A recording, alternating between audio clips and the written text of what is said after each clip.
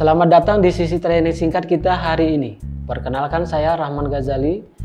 Dalam 5 menit ke depan, kita akan menjelajahi dunia mesin diesel 4 langkah. Sebuah teknologi yang menjadi tulang punggung banyak industri. Jadi, apa sebenarnya mesin diesel 4 langkah itu? Ini adalah mesin pembakaran dalam yang bekerja melalui 4 langkah piston yang berbeda dalam satu siklus untuk menghasilkan tenaga. Keempat langkah ini adalah langkah hisap, kompresi, tenaga, dan buang. Mesin diesel 4 langkah sangat populer dan banyak digunakan.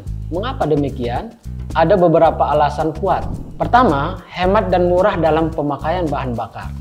Kedua, tingkat polusi gas buangnya relatif lebih rendah.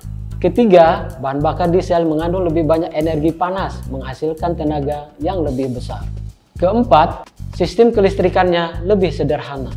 Dan terakhir, kemampuannya lebih tinggi untuk bertahan pada putaran rendah dengan beban yang berat. Bagaimana mesin diesel bekerja? Untuk menghasilkan pembakaran di dalam silinder, ada 3 sumber utama yang diperlukan: panas, bahan bakar, dan udara. Uniknya, pada motor diesel, panas yang diperoleh dari udara yang dikompresi dengan sangat tinggi, mencapai suhu sekitar 1000 derajat Fahrenheit. Itulah mengapa mesin diesel tidak memerlukan busi. Mari kita lihat lebih dekat konsep 4 langkah ini. Dalam satu siklus kerja, piston akan bergerak 4 kali dan poros engkol atau crankshaft berputar 2 kali. Pertama, langkah hisap. Piston bergerak ke bawah, katup hisap terbuka dan udara bersih masuk ke dalam silinder. Kedua, langkah kompresi. Katup hisap dan buang tertutup.